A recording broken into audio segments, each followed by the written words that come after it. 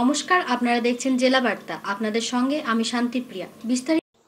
শওকত মোল্লার শিকার পঞ্চায়েত সমিতির কন্ট্রাক্টর থেকে কমিশন নিয়ে আমরা গরিব মানুষের মধ্যে বিলিয়ে দিই। ভাঙড়ে আইএসএফকে হিজড়া বলে কটাক্ষ করলেন শওকত মোল্লা। আগামী 15ই ডিসেম্বর রবিবার সকালে ভাঙড় 2 ব্লকের বামনঘাটা অঞ্চলে তৃণমূল কংগ্রেসের ডাকে কর্মী সম্মেলন অনুষ্ঠিত হবে। আর গতকাল সন্ধ্যায় ভাঙড় বিজয়গঞ্জ বাজারে তৃণমূল কংগ্রেসের দলীয় কার্যালয়ে অনুষ্ঠিত হলো প্রস্তুতি সভা। আর এই প্রস্তুতি সভায় উপস্থিত ছিলেন ক্যানিং পূর্বের বিধায়ক শওকত মোল্লা এবং ভাঙড় বিধানসভা তৃণমূল কংগ্রেসের একাধিক নেতৃত্ব। আর এই প্রস্তুতি সভা থেকে বক্তব্য রাখতে গিয়ে প্রকাশ্যে শওকত মোল্লা বললেন, আইএসএফ যারা করে তাদের লজ্জা শরম নেই। অন্যদিকে তিনি বললেন, পঞ্চায়েত সমিতিতে একটা সময় কন্ডাক্টরদের থেকে পয়সা নিয়ে কোনো এক ব্যক্তি বাড়ি নিয়ে চলে যেত, এখন আর সেটা হয় না। তবে শওকত মোল্লার বক্তব্যে প্রতিক্রিয়া দিলেন বিজেপি নেতা অবনী মণ্ডল বললেন, শওকত মোল্লা বক্তব্য রাখতে গিয়ে তৃতীয় লিঙ্গ এক জাতিকে অপমান করেছে, এটা খুবই নিন্দনীয় এবং লজ্জাজনক। অন্যদিকে আমরা সবসময় বলতাম তৃণমূল মানেই কাটমানির দল, আর সেটাই শওকত মোল্লা নিজের মুখে স্বীকার করেছেন। শওকত মোল্লার এই মন্তব্যে কটাক্ষ করতে ছাড়েনি ভাঙড়ের দাপুটে তৃণমূল নেতা আরাবুল ইসলাম। তিনি বললেন, শওকত মোল্লার স্ত্রী কন্ট্রাক্টর, ছেলে কন্ট্রাক্টর, শালা কন্ট্রাক্টর, শাশুড়ি কন্ট্রাক্টর। ভদ্রলোকের একটু লজ্জা থাকা দরকার। জেলা থেকে কোটি কোটি টাকার কাজ এনে রাস্তা না করে টাকা তুলে নিয়েছে, এমনই মন্তব্য করলেন আরাবুল ইসলাম। শওকত মোল্লার এই মন্তব্যে ভাঙড় রাজনীতি মহলে একাধিক গুঞ্জন শুরু হয়েছে। একটা ব্যাপার বলি, এটা আইএসএফ এর বলেছেন উনি কোন হিসেবে বলেছেন সেটা আইএসএফ নিশ্চয়ই তার উত্তর দেবে। কে হিজড়ে আর কে উনি কি সবার এতে হাত দিয়ে দেখছেন, থলে হাত দিয়ে দেখছেন উনি কে হিজড়ে আর কে হিজড়ে নয়? এই সব কথা কেন? নিশ্চয়ই বলার মতো পরিস্থিতি আছে, বলা যায়, কিন্তু এই ধরনের কথা যাদের বলেছে তারা উত্তর দিলে ভালো হবে, তারা উত্তর দেবে। আমি এই ব্যাপারে কোনো মন্তব্য করব না। কথাটা আমার মনে হয় মানে অ্যাকচুয়ালি বলতে বলতে ওনাদের মানে কাকে কি বলবে সেটাই হারিয়ে ফেলছে। ভগবান তৈরি করেছে আমাদেরকে, মানুষকে তৈরি করেছে ভগবান। আমাদের তৃতীয় লিঙ্গ যারা হিজড়ে বলা হয় তাদেরকে ঈশ্বর তৈরি করেছে। তারা একটা কিন্তু মানুষ, তাদেরকে তো অবশ্যই অপমান করা হচ্ছে। যে একটা জাতকে পুরো উনি মানে অপমানজনক কথাবার্তা বলছেন। আর হিজড়ের প্রসঙ্গ যখন তুলছেন কথাটা, তা ওনার এই কথাটা তো প্রথম কথা হলো যে আমি তীব্র ঘৃণা করি ভাষাটা, যে এটা বলা ওনার উচিত হয়নি। এবং এই ধরনের ভাষা আমার মনে হয় মানে উনি যদি এটা বলেছেন, যদি বলে থাকেন তাকে উইথড্র করা উচিত। যদি তুলি যে হিজড়ের কথা ওঠে, তো এত পুলিশ নিয়ে ঘোরার কি আছে? সবাই তো এত সিকিউরিটি নিয়ে ঘোরার কি আছে? তাহলে তো বোঝা যায় কে হিজড়ে না, কে অমুক কে তমুক না। একটা জাতকে একটা এইভাবে অপমান করার তো কোনো দরকার নেই।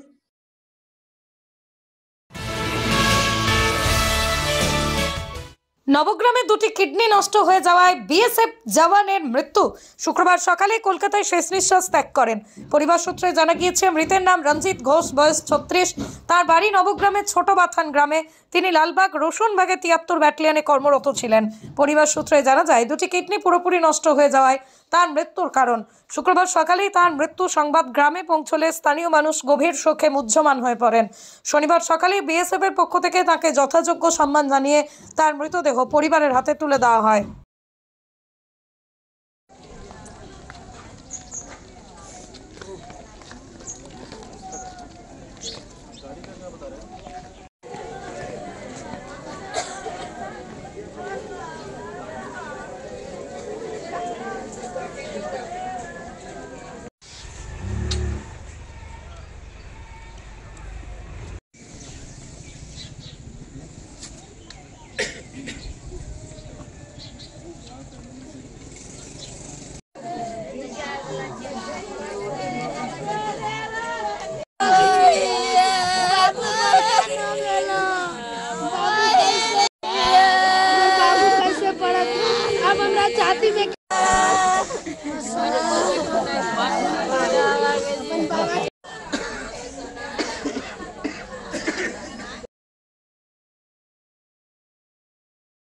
নিয়ে নিচ্ছে একটি ছোট্ট বিরতি। ফিরে আসছি বিরতির পর। সঙ্গে থাকুন ভয়ের সঙ্গে নির্ভয়ে। সিউড়িতে অত্যাধুনিক চিকিৎসা পরিষেবা নিয়ে এলো সৃজন পলিক্লিনিক। ওষুধের দোকান সহ অত্যাধুনিক মানের প্যাথোল্যাব, কম্পিউটার তথা অত্যাধুনিক মেশিনে রক্ত, মল, মূত্র ও থাইরয়েড পরীক্ষার সঙ্গে এখানে রয়েছে বিশিষ্ট চিকিৎসকদের বসার চেম্বার। রোগীদের স্বাচ্ছন্দ্যের কথা ভেবে সম্পূর্ণরূপে এসি নিয়ন্ত্রিত সৃজন পলিক্লিনিকে রয়েছে বসার সুবন্দোবস্ত, বিশুদ্ধ পানীয় জল ও টয়লেটের ব্যবস্থা।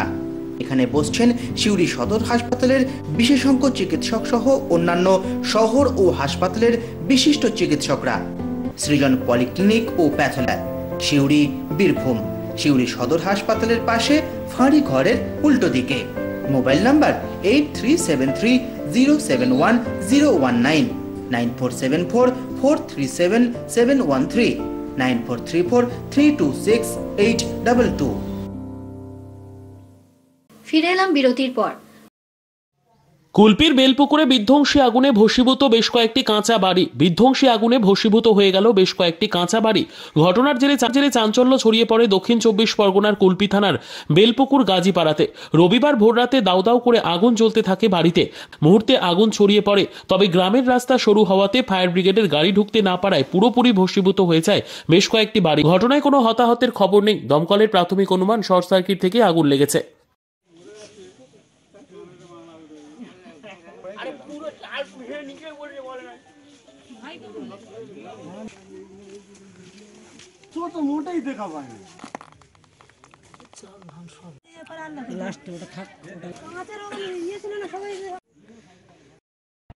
আজকে জেলা বার্তা এই পর্যন্তই। নমস্কার।